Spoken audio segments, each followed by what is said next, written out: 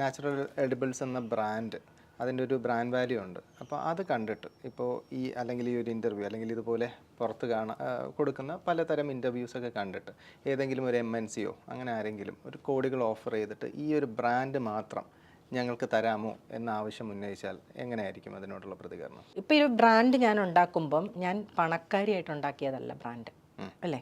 എൻ്റെ ആശയം കൊണ്ടാണ് ഞാൻ ബ്രാൻഡ് ഉണ്ടാക്കി. ഞാൻ അതുകൊണ്ട് തന്നെ എൻ്റെ ആശയത്തെ ഞാൻ തരാം. അതിന് പരിധികൾ വരാതെ അത് എത്രത്തോളം പ്രാവർത്തികമാകുമെന്നൊന്നും എനിക്കറിയില്ല. പക്ഷേ നല്ല ഭക്ഷണം കൊടുക്കാൻ സന്നദ്ധമായി, അല്ലെങ്കിൽ അതിന് നിങ്ങൾ സോഴ്സ് ചെയ്താൽ മതി, അല്ലെങ്കിൽ നിങ്ങൾ അതിൻ്റെ പ്രോസസ്സിങ്ങിൽ നിന്നാൽ മതി, നിങ്ങളതിൻ്റെ പ്രൊക്യൂർമെൻറ്റിൽ നിന്നാൽ മതി, ഞങ്ങൾക്ക് ബിജിയെ ആവശ്യമാണ് എന്ന് പറഞ്ഞു വന്നാൽ ആലോചിക്കാവുന്ന കാര്യമേ ഉള്ളൂ.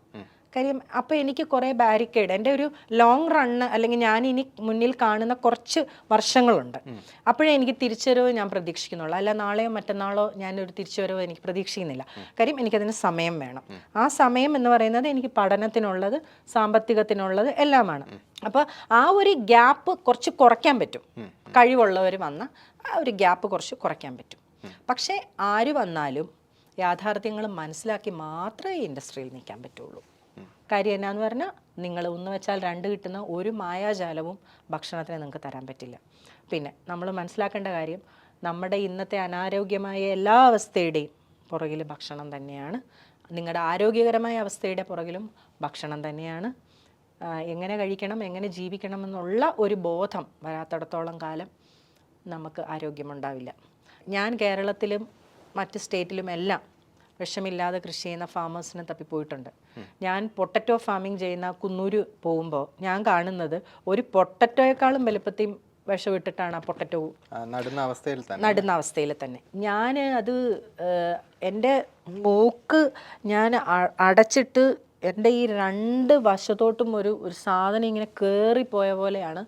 ഒരു നീഡിൽ പാസ് ചെയ്ത ഫീലാണ് അവരാ ബാഗ് പൊട്ടിച്ചപ്പോൾ എനിക്ക് വന്നത്. ഞാൻ കാര്യം ഒട്ടും ഇതിനോട് ഇതുള്ള ആളല്ലല്ലോ. എൻ്റെ ഒരു ദിവസം മൊത്തം അത് കളഞ്ഞു. എനിക്ക് ഒരു നീഡിൽ എൻ്റെ രണ്ട് വശം സ്റ്റക്കായി നിൽക്കുന്ന പോലെയായിരുന്നു. ഇത് പൊട്ടിച്ച ഈ കെമിക്കൽ, ഈ ഫെർട്ടിലൈസേഴ്സ്, ഈ പറയുന്ന പെസ്റ്റിസൈഡ്സിൻ്റെ ബാഗെല്ലാം പൊട്ടിച്ചപ്പം എനിക്കുണ്ടായ അവസ്ഥ. അപ്പം ഞാൻ അദ്ദേഹത്തെ കാണാൻ, അദ്ദേഹത്തിൻ്റെ സ്ഥലം കാണാൻ ഞാൻ പോയി. മനോഹരമായ ക്യാരറ്റ് തോട്ടം, പൊട്ടറ്റോ തോട്ടം. അദ്ദേഹം വിൽക്കാൻ വേണ്ടി വെച്ച പൊട്ടറ്റോയുടെ വലിപ്പം ചെടി ഇത്രയും, അവർ യൂസ് ചെയ്യാനുള്ളതിന് ഇത്രയും, സെയിം ദിവസം നട്ടതാ. ഇതിന് no fertiliser, no chemical, nothing added. ഇതിൽ ആഡ് ചെയ്തുകൊണ്ടേയിരിക്കുകയാണ്. അത് നമ്മളൊരു ഭംഗിവാക്കല്ലെന്നേ. അതിപ്പോ ഒരു മീഡിയ പറയുകയാണ് 2 തരം അവിടുത്തെ കർഷകൻ. അതുണ്ട്, നേരിൽ കണ്ട ആളാണ് ഞാൻ. അപ്പോൾ അതെന്താ ചെയ്യുന്നതെന്ന് വെച്ചാൽ, ഈ ചെടി വളർന്നു വരുമ്പോൾ റിക്വയർമെൻറ്റ് വന്നാൽ ഇത് വാടാനായിട്ട് 2-3 ദിവസത്തേക്ക് അതിനകത്ത് മരുന്ന് ചെയ്യുന്നു, അത് വാടുന്നു, അത് വിൽക്കുന്നു. അപ്പം അത് കംപ്ലീഷൻ ആയിട്ടില്ല.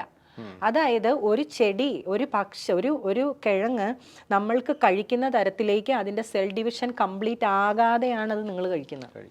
അതെന്തുകൊണ്ടാണ് അത് ചെയ്യുന്നത്? അത് ആരുടെ കുഴപ്പമാണ്? ഒരു ഫാർമർ 2 വർഷം ഈൽഡിൽ അയാൾക്ക് ജീവിക്കാനുള്ള വകുപ്പില്ലെന്നേ. അപ്പോൾ അങ്ങനെ ചെയ്ത് കഴിയുമ്പോൾ അയാൾക്ക് തോന്നുകയാണ് ഇതൊരു 4 വട്ടം ആക്കിയാലോ എന്ന്. അയാളെ കുറ്റം പറയാൻ പറ്റില്ലല്ലോ, ഇല്ലേ? അയാൾ അപ്പം എന്താ ചെയ്യുന്നതെന്ന് വെച്ചാൽ പ്രൊഡക്ടിവിറ്റി കൂട്ടുക, ഈൽഡ് കൂട്ടുക. അപ്പം രാസവളം ഇട്ട് കൃഷി ചെയ്യുന്ന ഒരു നെൽകർഷകൻ 3.5 ടൺ ഒരു ഏക്കറിൽ നിന്ന് എടുക്കുമ്പോൾ നമ്മൾ 1.5 ടണ്ണാണ് എടുക്കുന്നത്. ഈ 3.5 ടണ്ണിന് എന്ത് ഗുണം? അയാൾ നോക്കുന്ന ഈൽഡ് മാത്രമാണ്. ബിക്കോസ് ആ ഈൽഡ് അയാൾക്ക് പണം കൊടുക്കുകയുള്ളൂ, അല്ലേ? പ്രോഫിറ്റബിലിറ്റി ആണ് നോക്കുന്നത്. അപ്പോൾ ഇതേ ഞാൻ കണ്ടതാണ്. അതായത് ഇത് മൊത്തം പാകമായി അതെടുക്കുകയുള്ളൂ. ഇത് എപ്പോൾ ആവശ്യം വന്നോ, മേട്ടുപ്പാളയത്ത് നിന്ന് എപ്പോൾ വിളി വന്നോ അപ്പോൾ ഇത് റെഡി. പിന്നെ വേറൊരു വെല്ലുവിളി ഞാൻ നേരിട്ടത് എന്നാന്ന് പറഞ്ഞാൽ, വെറുതെ ഓർഗാനിക്കാന്ന് പറയുന്ന കുറേ മനുഷ്യരുണ്ട്. ഈ പാലക്കാടെയൊക്കെ അഡ്രസ്സ് വെച്ച് പല ഇത് വരും. അവിടെയൊന്നും ഞാൻ അങ്ങനെ ഒരു സ്ഥാപനവും ഇല്ല, അങ്ങനെ ഒരു ബോർഡും ഇല്ല, ഒന്നുമില്ല. പാലക്കാട് പച്ചക്കറി കൃഷി രാസവളം ഇട്ട് തന്നെയാണ് ചെയ്യുന്നത്. അതിൻ്റെ ചില ഏരിയകളുണ്ട് കൊടും വിഷം ഉപയോഗിച്ച് അവിടെ ചെയ്യുന്നത്. വ്യാവസായികമായ അടിസ്ഥാനത്തിൽ ഇത് വരണം, അല്ലെങ്കിൽ ഇതിനെയൊക്കെ ഒരു മോണിറ്ററി ബെനിഫിറ്റിലേക്ക് കൃഷിയെയും അതിൻ്റെ ഉൽപ്പന്നങ്ങളെയും എല്ലാം കൊണ്ടുവരണമെന്നുണ്ടെങ്കിൽ വലിയ ഇടപെടൽ ഗവൺമെൻറ്റിൻ്റെ ഭാഗത്ത് നിന്ന് ഇതിനെ എൻകറേജ് ചെയ്യണം. ഞാൻ ചോദിക്കട്ടെ, 1 ഏക്കറുള്ള ഒരാൾ കൃഷി ചെയ്യാൻ മുന്നോട്ട് വരുന്നു, ഒരു സെന്റ് ഇല്ലാത്ത ഒരാൾ മുന്നോട്ട് വരുന്നു, നമ്മൾ ആരെയും കൂടെ പ്രോത്സാഹിപ്പിക്കണം. ഒരേക്കറുള്ളവന് കൊടുക്ക്. ഒരു സെന്റ് ഇല്ലാതെ കൃഷിയെ സ്നേഹിക്കുന്ന ഒരാൾ വന്നാൽ അയാളുടെ ഉള്ളിലെ ആവേശത്തിൽ വരുന്നതാണെന്ന് മനസ്സിലാക്കി അവനെ നിലനിർത്താനുള്ള വകുപ്പ് ഇവിടെ വേണമെന്നേ. അല്ലാതെ അവനോട് ആടിയാധാരവും ആധാരവും കൊണ്ടുവരാൻ പറയരുത്.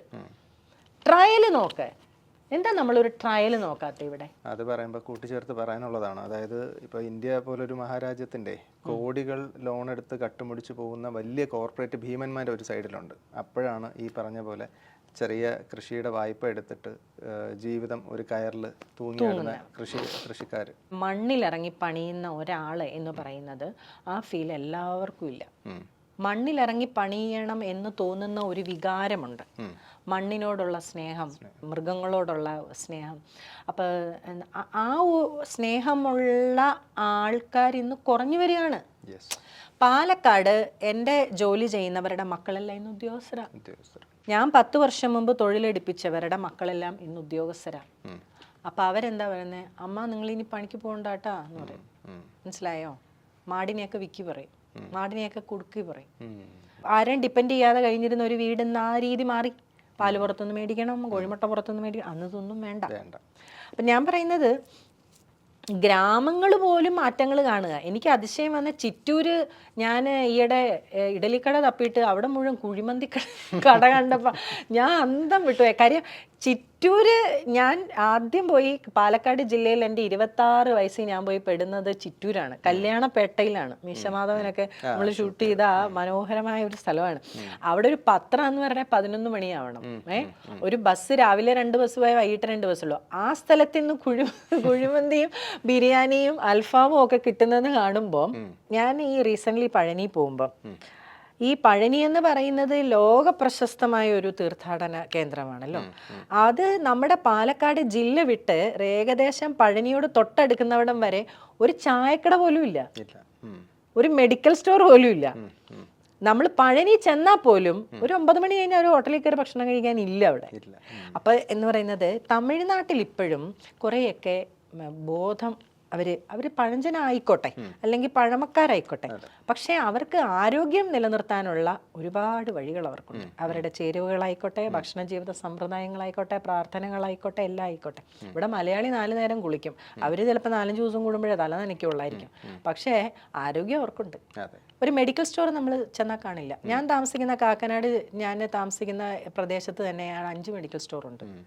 അവിടെ നിന്ന് 1 കിലോമീറ്റർ മാറി അടുത്ത അതേ കമ്പനിയുടെ വേറെ മെഡിക്കൽ സ്റ്റോറുണ്ട്. നിങ്ങൾ കാണേണ്ട ഒരു മാറ്റം എന്താണെന്ന് ചോദിച്ചാൽ, നമ്മൾ ആരെയും കുറ്റം പറയുന്നതല്ല, ആൻറ്റിബയോട്ടിക്കുകൾക്ക് ഈയിടെ നിരോധനം വന്നില്ലേ? എല്ലാ മെഡിക്കൽ സ്റ്റോറിലും ഇപ്പോൾ എഴുതി വെച്ചിട്ടുണ്ട് കുറിപ്പടി കൊണ്ടുവരാതെ ഇവരെടുത്ത്. എന്തിനാണ് ഒരു ആൻറ്റിബയോട്ടിക് ഒരാൾക്ക് കൊടുക്കുന്നത്? അപ്പോൾ അത് പിന്നെ റെഫറൽസ്, അതായത് ഇപ്പോൾ ഈ പറഞ്ഞ പോലെ നമ്മുടെ പരിശോധനകളുടെ അടിസ്ഥാനത്തിൽ ഏത് ബാക്ടീരിയയാണ്, എന്താണ് അവരുടെ പ്രശ്നമെന്ന് അറിഞ്ഞിട്ട് അതിനാണ് നമ്മൾ ആൻറ്റിബയോട്ടിക്സ് കൊടുക്കാനായിട്ടിരിക്കുന്നത്. അപ്പോൾ ഇപ്പോൾ പ്രശ്നം എന്നാന്ന് പറഞ്ഞാൽ, ഏത് സാംക്രമിക രോഗങ്ങളും ഇത്ര വേഗം ജനങ്ങൾക്ക് പറ്റുന്നത് ആൻറ്റിബയോട്ടിക് ആധിപത്യം ആയി. ആവശ്യമില്ലാതെ എല്ലാം കഴിച്ച് ബോഡി വീക്കായി. അപ്പം അങ്ങനെ ഒരു സിസ്റ്റം കൊണ്ടുവന്നു. അപ്പോഴും നമ്മൾ ആലോചിക്കണം, ഗ്രാമപ്രദേശങ്ങളിൽ വരെ ബ്രാൻഡഡ് ആയിട്ടുള്ള മെഡിക്കൽ സ്റ്റോറുകൾ വരാൻ തുടങ്ങി. ഗ്രാമപ്രദേശങ്ങളിൽ അത് വരാൻ തുടങ്ങി. മുക്കിലും മൂലയിലും മെഡിക്കൽ സ്റ്റോർ വന്നു. അതിൻ്റെ അർത്ഥം ഇവിടെ ആരോഗ്യം ഉണ്ടെന്നാണോ ഇല്ലെന്നാണോ? ഇല്ലെന്നാണ്.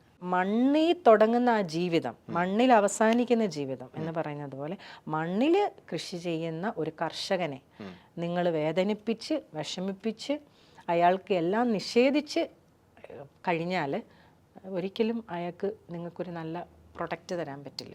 കുറുക്കു വഴികളിലൂടെ എങ്ങനെ ഉൽപ്പാദനം കൂട്ടാം എന്ന് ആലോചിക്കുമ്പോൾ തകരുന്നത് ആരോഗ്യമാണ്. സോ സമൂഹം ഉണർന്ന് ചിന്തിക്കേണ്ട ഒരുപാട് വിഷയങ്ങൾ നമ്മുടെ മുന്നിൽ ഉണ്ടെങ്കിൽ പോലും വളരെ പ്രസക്തമായി അല്ലെങ്കിൽ വളരെ പ്രയോറിറ്റിയിൽ കൊടുക്കുക. നിങ്ങളുടെ ജീവിതത്തിലായാലും ഏതൊരു വ്യക്തിയും പ്രയോറിറ്റൈസ് ചെയ്യുന്നത് ഫുഡിൽ പ്രയോറിറ്റൈസ് ചെയ്യാതെ നമുക്ക് മുമ്പോട്ട് പോകാൻ പറ്റില്ല.